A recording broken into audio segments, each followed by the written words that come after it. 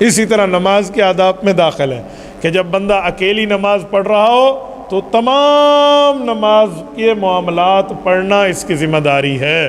سبحانک اللہم ثنا بھی پڑھے گا، الحمدللہ بھی پڑھے گا، سورت بھی پڑھے گا، رکوع سجدے بھی پڑھے گا اور اتحیات اور آخر تک پڑھے گا۔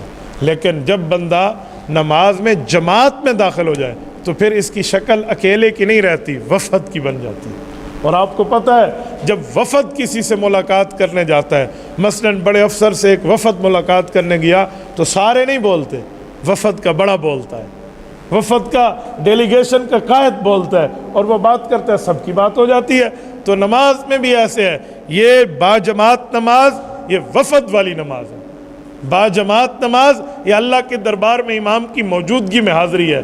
تو رسول پاک صلی اللہ علیہ وسلم نے ارشاد فرمایا، من کان لہو امام فقراءۃ الامام لہو قراءۃ، شرح معانی الاثار کی صحیح حدیث ہے۔ فرمایا ہے لوگوں اگر امام کے پیچھے نماز پڑھو گے، امام قرآن پڑھے گا اور تمہارا پڑھنا ہو جائے گا، تمہیں علیحدہ پڑھنے کی ضرورت نہیں ہے۔ میں کچھ دنوں پہلے لودھرا میں جامعہ تعلیم الاسلام قبول والا مدرسہ ہے، میں وہاں تھا، تو وہاں کے علماء نے فرمایا کہ ہمارے پاس یہ تفسیر کی کلاس کے طلبہ ہیں، یہ قرآن کریم کی تفسیر پڑھتے ہیں مغرب میں، ان سے تھوڑی گفتگو، میں نے ان سے حال احوال کیا تو ان میں ایک دو سوالات آئے، تو ساتھ اس مسئلے پر بھی سوال آیا۔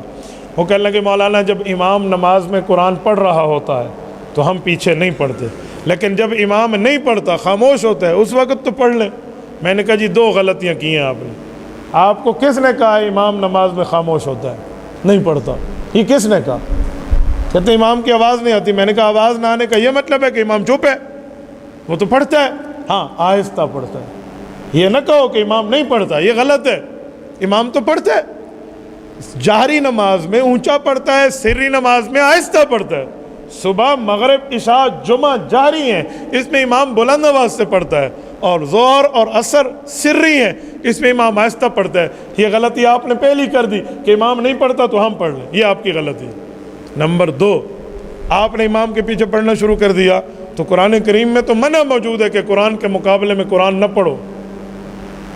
قرآن کریم کی آیت ہے سورت نمبر 7 آیت نمبر 204، سورت اعراف آخری سے پہلے آیت، رب کریم فرماتے ہیں وَإِذَا قُرِئَ الْقُرْآنُ فَاسْتَمِعُوا لَهُ وَأَنصِتُوا لَعَلَّكُمْ تُرْحَمُونَ۔ اے لوگو دو کام کر لینا، جب قرآن پڑھا جا رہا ہو تو یا تو سن لینا یا چپ ہو جانا، دونوں کام، لعلکم ترحمون، تاکہ تمہارے اوپر رحمتیں جاری رہیں۔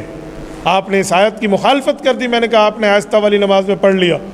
اللہ فرماتے ہیں دو کام، ایک ہے فاستمعوا لہ، سنو، ایک ہے انصتوا، زبان سے چپ رہو۔ تو یہ بات ذہن میں رکھنا کہ سنا اس وقت جاتا ہے جب کوئی اونچا بول رہا ہو، اور خاموش اس وقت رہا جاتا ہے جب آواز نہ بھی آئے تب بھی خاموش رہو۔ تو ایک حکم جہری نماز کا ہے کہ جب امام اونچا پڑھ رہا ہو تو تم سنو، اور دوسرا حکم سری نماز کا ہے کہ جب امام آہستہ پڑھ رہا ہو تو پھر بھی چپ رہو، تم نے نہیں پڑھنا۔ تو کہنے لگے حضرت غلطی کی درستگی ہو گئی، ورنہ ہم یہ سمجھتے تھے کہ اونچا قرات کر رہا ہو امام تو ہم امام کے پیچھے نہیں پڑھیں گے، اور ظہر عصر میں امام آہستہ قرات کر رہا ہو تو ہم پڑھنا شروع کریں گے۔ میں نے کہا نہیں، رسول پاک نے ارشاد فرمایا من کان لہ امام فقراءۃ الامام لہ قراءۃ، امام پڑھے گا مقتدی کی طرف سے ہو جائے گا، وہ آہستہ پڑھے یا وہ اونچا پڑھے۔ یہ تو پوری نماز کی بات ہے، ایک نماز کی نہیں ہے، ڈیلیگیشن ہے۔ میں کہہ رہا ہوں اگر وفد جائے کسی افسر کے دفتر پہ ملاقات کے لیے، وہ اونچی بات کرے ہم پھر بھی خاموش ہے، وہ آہستہ سے افسر کے کان میں بات کرے ہم بولنا شروع کر دیں گے تو ہم پھر بھی خاموش ہے، بھی ہم نے اسے امام بنایا۔ وہ نماز سری ہو یا جاری ہو وہ امام کی ذمہ داری ہے، وہ پڑھے گا، ہماری طرف سے قرآن پڑھنا ہو جائے گا، ہم قرآن کے مقابلے میں قرآن نہیں پڑھیں گے۔ میری بات کا مطلب حرکات سے سکون کی طرف معاملہ آیا۔ پہلے مقتدی پڑھتے تھے، مقتدی بھی پڑھتے، امام بھی پڑھتے۔ اللہ کے رسول نے، حضور پاک علیہ السلام نے ایک موقع پر ارشاد فرمایا قرآن کریم تم بھی پڑھ رہے ہو ہم بھی پڑھ رہے ہیں، اب نہ پڑھنا ورنہ قرآن سے تو جھگڑا ہو رہا ہے، تم بھی پڑھ رہے ہو امام بھی پڑھ رہا ہے۔ فرمایا یوں نہ کرنا، آپ نے ایسے نہیں پڑھنا۔ حضرت ابو ہریرہ رضی اللہ تعالیٰ عنہ کی ایک حدیث پاک ہے، مجھے ایک دوست نے وہاں پیش کی کہ حدیث پاک میں حضرت ابو ہریرہ فرماتے ہیں اقرا بہا فی نفسک، کہ دل میں پڑھ لو تو حضرت ابو ہریرہ تو دل میں پڑھنا کہتے ہیں. تو میں نے کہا پھر تو بھی دل میں پڑھ لے. کہتے ہیں آہستہ. میں نے کہا نہیں, دل میں پڑھنے کو آہستہ کہتے ہیں؟ دل میں پڑھنے کا مطلب ہوتا ہے سوچو. کہتے ہیں نا میں نے دل میں کہا, اس کا کیا مطلب؟ کہا دل جیب لگی کھڑوتی ہے, دل میں زبان ہے. دل میں کہا کا کیا مطلب؟ ادھر زبان ہے, دل میں کہا کا مطلب ہے میں نے سوچا ہے. تو اقرا بہا فی نفسک, جب امام پڑھ رہا ہو اونچا, تم دل میں سورۃ فاتحہ کے مضمون کو سوچو کہ اس پہ اللہ نے توحید بیان کی ہے, اللہ رب العزت نے عوام کے لیے تقلید بیان کی ہے, اس پہ اللہ نے اپنی عبادت کو حکم دیا ہے, اور حضور کے صحابہ کے طریقے پہ چلنا, اور جن پر اللہ کا غصہ ہوا اور جو گمراہ ہوئے ان کے راستے سے بچنے کا حکم فرمایا. یہ سورۃ فاتحہ, یہ اقرا بہا فی نفسک, دل میں پڑھو. دل میں کوئی زبان نہیں ہے. سوچنے کا مطلب ہے کہ تمہیں کم از کم نماز کا ترجمہ آنا چاہیے, نماز کا ترجمہ. اور میرے دوستو, حق یہ ہے جتنے مقتدی بیٹھے ہیں آپ یہ طے کر لیں کہ ہم کسی عالم کے پاس روزانہ آدھا گھنٹہ دیں گے, وہ ہمیں نماز کا ترجمہ تو سکھائے. سفید داڑھی ہو جاتی ہے بندوں کی, لیکن نماز میں سبحانک اللہم کا ترجمہ بھی نہیں پتہ, وتعالی جدو کا کیا معنی ہے یہ بھی نہیں پتہ, ولا الہ غیرک کا نہیں پتہ.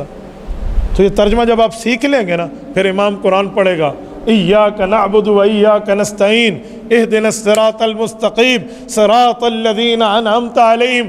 پھر حضرت ابو ہریرہ کے فرمان کے مطابق آپ دل میں سوچیں گے, آپ کو مزہ آئے گا کہ آپ کیا پڑھ رہے ہیں, پھر عبادت کا لطف ہوگا. تبارك الذي نزل الفرقان على عبده ليكون للعالمين نذيرا.